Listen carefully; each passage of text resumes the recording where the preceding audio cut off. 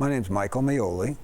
What is your, how many kids do you have? I have 3 boys and 1 biological daughter. Tell us about that biological daughter. Well, she was conceived when I was 17 years old back in 1971 when I was in high school. And with my sweetheart at the time, high school sweetheart, would probably been, well, we'd only been intimate twice, had intercourse twice, and she had a pregnancy test after that and was positive. And we were Catholic. We both met at a Catholic high school, and so we had no clue what we wanted to do with our lives at that point. We were committed in our relationship, and we're talking about marriage, but neither she or I were really ready for marriage at that time or having a child. So we didn't really know what to do. We didn't tell our parents right away, and we also didn't go to a Catholic priest right away. So we were driving around one afternoon in Orange County, California, and we saw a big sign for Planned Parenthood and knew nothing about Planned Parenthood. I understand this is 1971, a couple years before Roe v. Wade.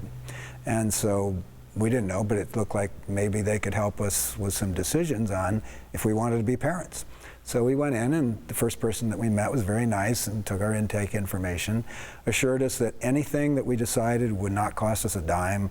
They would all be paid for by some source we didn't know, and that they would help us. And then a little while later, an official counselor came out, and she had a bunch of paperwork and said, you know, right now it's not completely legal, but under certain circumstances we can make this happen for you, blah, blah, blah.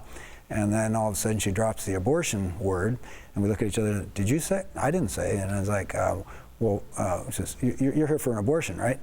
No, not at all. We don't want to kill the baby. And so, well, it's not a baby, it's a fetus, you know, and they went through the whole thing. And this is 1971. And so, well, he says, okay, listen, what are you doing with your life right now? Well, I just graduated high school. I'm in the Carpenters Union. I got a draft number of 18, so I'm pretty sure I'm going into the military. You'd be the most worthless father in the world.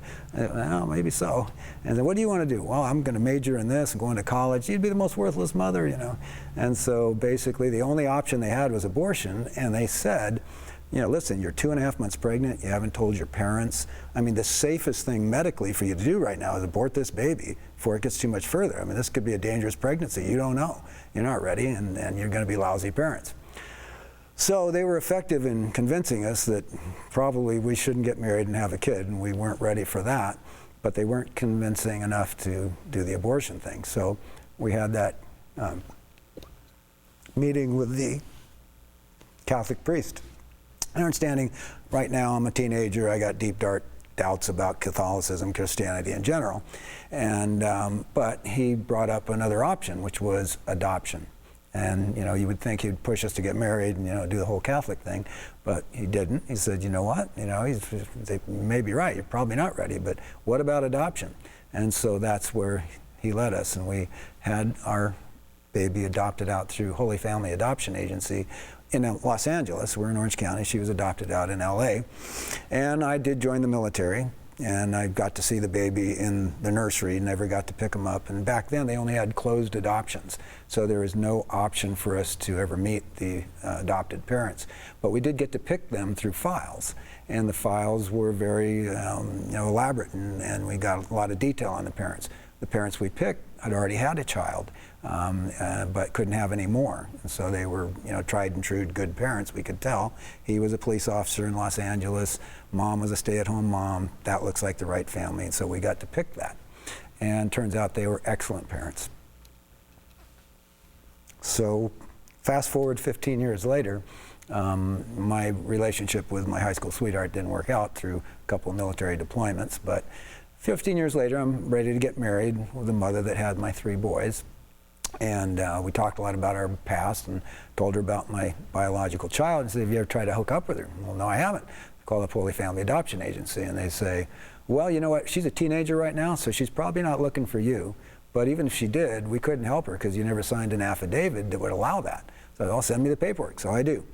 Fast forward another 7 or 8 years after that, she's in her 20s now. I get a phone call in San Diego, where I live. As Holy Family Adoption Agency, we have an update on your file. Whoa, okay, what's that? So here's how it works. You write a letter to her, she writes a letter to you, we'll facilitate the exchange. If she still wants to meet you, then we'll help with that. And so we write letters. She's 3 miles from where I live in San Diego. She's in a nurse practitioner program between San Diego State and UCSD. She's already a 4-year RN working at UCSD as an OB/GYN nurse. And she's in this nurse practitioner program, and the kind of nurse practitioner she wanted to be is a midwife to deliver babies. It gets better. So we meet, it's obviously, we're just, totally like each other because we have almost everything in common, the way we think, the taste in food. She never grew up under me, so she didn't have to rebel, so genetics were in full swing. And meets my kids, I only had 2 at the time, 2 boys, reads to them sometimes, and then meets her husband at the Rock Church when she speaks like 3 languages and signs, meets a deaf guy at the Rock Church that's really, with it, has a lot of things, marries him, and moves to Council Bluffs, Iowa, which is where she lives today. And we've stayed in contact ever since. During the few years she was here in San Diego, we hooked up, several times a month and came over to the house and all that. Met her father and mother, and they're great. I mean, they've just done everything for her. And so now she's a midwife in Council Bluffs, Iowa. She used to make a lot of pretty good money at UCSD. Now she makes no money delivering babies at home, but she doesn't care. She's got 5 kids of her own. She adopted.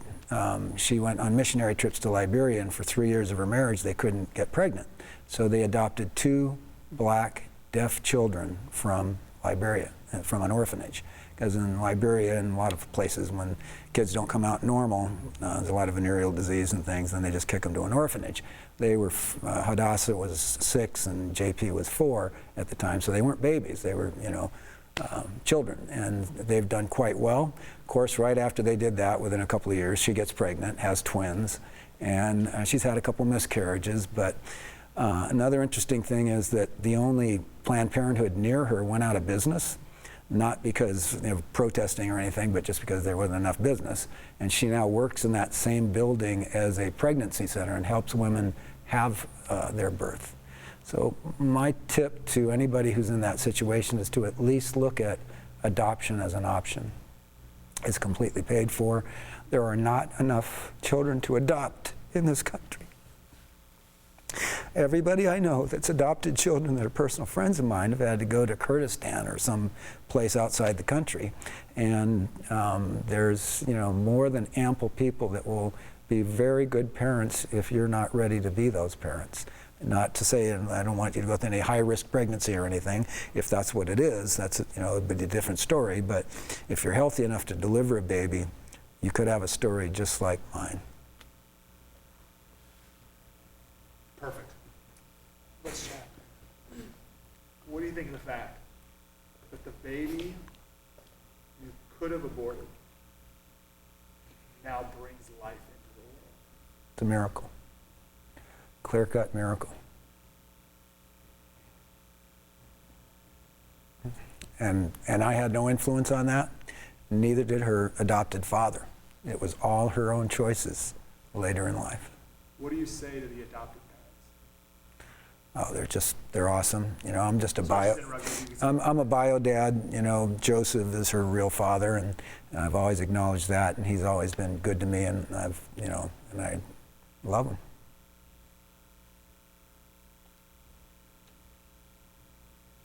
Can you take us back to when you were 17? And if you could again repeat the question in this answer, in your answer, what were you feeling when you were? Did you think abortion was ever going to be a good option? Did you ever consider abortion, really? I never did, but it was the mother's decision mainly.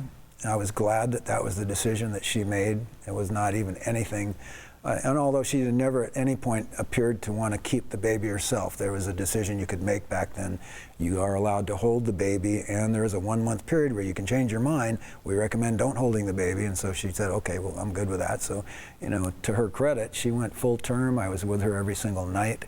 I worked as construction, and her father, who we eventually told, moved her out to a friend of the family that was a night nurse. So I saw her every single night. Our relationship was really strong during that period of time. And it was just a really good joint decision. I've thought, many times, especially after having my own kids now, about, what it would have been like to actually try to raise her. And intellectually, I know it would have been a disaster, considering where we were, teenagers at the time. And I immediately went into the military. But it's totally, I have no regrets over the decision we made.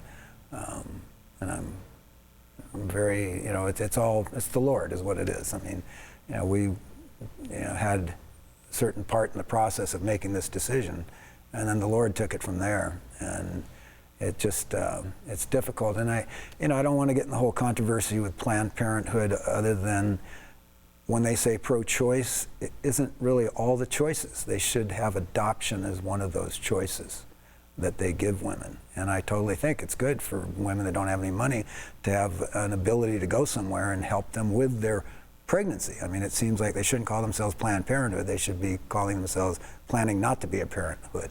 Because it seems like those are the only options they have, is either contraception or stopping the pregnancy, whereas there is another option, and it's a wholly wonderful option, for those that are healthy enough to do that, which is the majority of women that become pregnant. What did your daughter, when you first met her, what did she say to you? It was in a foreign language, incredible is what she said. I think it was Italian. Because there's a resemblance, and she saw that. So it was her choice to meet on Torrey Pine State Beach, and so she was there, I was there. She hugged, and we hugged. And what did your daughter say? And if you can again start your answer with, my daughter said, what did she say about you possibly getting an abortion? Oh, I was fully honest with her about every single thing when she was ready to hear it all, which I think was that same day, because we walked on that beach for many hours. And I mean, I think she already knew the facts, because the adoption agency had told her, just the general facts. And when children get to be in their 20s is generally when they start looking for their biological parents, not so much because they want a relationship with them or anything like that, but just because they might be considering marriage themselves, having their own children, and genetically, what do they need to know? That's a very common thing. And on the other side, she grew up in a perfectly well-counseled adopted family where they didn't lie to her at any point. They told her the truth from the very beginning. And they had books that children get read to them that are adopted children. And they're, it's kind of good, because it's like, of all the children in the world, we picked you. It wasn't something that just happened accidentally. We picked you. Was your daughter upset with you? Never any indication of that at all, no. Not with my decision back then or my relationship, then. She's been upset with me and some of the girlfriends that I've had over the years. Yeah. Sorry, I thought I turned this on. But, you're doing superb, by the way. Yeah. I thought that got turned off. You can edit that out, right? Power off. Go away. There, that's a good sound. What would you have needed? You did, because you made the right decision. But imagine someone else in the situation today. Yes. 17 boy. The emotions that they're going through. What are those emotions that they're going through? 17-year-old boy in the same situation you were in. What emotions were you feeling? Well, the first one, like we felt, was that we were embarrassed that we didn't pay attention. We didn't do the contraceptive methods that we should have. That it was immoral that we had sex outside of marriage to begin with, which probably isn't that prevalent anymore. But once you're pregnant, it's like, oh my God, early in the pregnancy, nobody knows. I mean, when my girlfriend was only 2.5 months pregnant, she wasn't showing at all. And so that was one of the things that they pitched to us, is like, look, your parents will never have to know, and so trying to hide it from everybody seems to be the first thing that, that goes on there. And then realizing that, if you want to live any kind of a moral, honest life in the future, you can't hide it. At some point, you have to come clean and be honest about, the decision that you made that ended up with, one thing or another. And so then the next thing that would come into play would be, what happens during the next 7 months, 6.5 months of, full term. I mean, who's going to pay for that? that's taken care of. I mean, in this, in having an abortion, it's taken care of by tax money. Having a adopted child, it's taken care of by many different charities and the adopted parents that want that child. And so it seems to be a perfect choice. I don't know what it would be like to have an open adoption now. I know they have those. They didn't have them back then.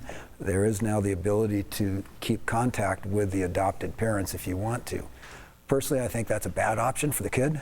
I'm glad, for Nicole that, that wasn't available. And I don't know, it doesn't sound like my girlfriend would have picked that option anyway, but I might have, because I remember looking in the nursery thinking, that's my baby and I can't touch what's going to happen. Glad that I didn't get to do that, because it could have been an interference with, the adopted parents that did such a great job and are continuing to be there for her when she needs her. It's 2:18. I think that's a little more than 3 minutes, huh? No, we're going to kind of, perfect. If you don't, I was going to ask something, Yeah. if you don't mind. Sure. Because just from my perspective, what was it like telling your parents? That's literally what I was going to ask. Let me do one question before that. What did you think your parents were going to say? Well, I had no idea. I was very late in telling my parents, which they were really mad. My dad's always been, he's a World War II vet, doesn't say a lot. My mother was angry that she didn't know at the time. She could have been there. She would have supported me and all that. Didn't tell her for, I think, a year and a half, and it had already been done. And I was already out of the house. I moved out of the house right after high school. Now, her father was the one that we did go to right away. He was an attorney, and she had 6 sisters, and she was the favorite daughter. And, I expected him to blow up, be mad, angry, whatever. And he wasn't. He was very methodical about thinking about it. And he knew that we were pretty close for quite a few months, and probably suspected, I'm pretty sure he knew that we were more intimate than he would have preferred. And so as he considered it, he goes, Mike, have you ever had anything to drink? And of course I lied and said, not, he goes, would you like a glass of wine? And so here's what we're going to do. And that's when he comes up with a plan. Sisters aren't going to know about it. You're going to go to Aunt so-and-so's house, night nurse, not too far away, and until it's fully done, and just, came up with that whole plan. So there were supportive people. Well, there was as supportive as they could be under the circumstances that we gave them, yeah. And so, yeah. How do I word this? Should we, I know I had a backup question about parents, I forgot it.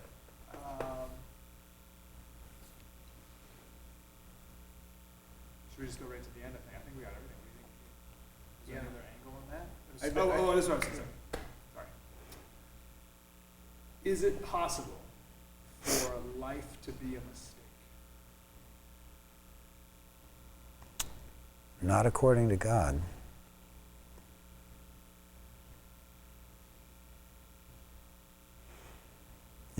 There's a reason for everything, and I'm a Christian, so I do believe there is a divine plan, and He allows us to have free will and make our own mistakes, make our own decisions.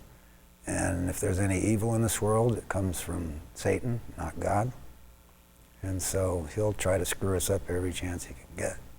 But because we were born with free will, we get a chance to make certain decisions in life.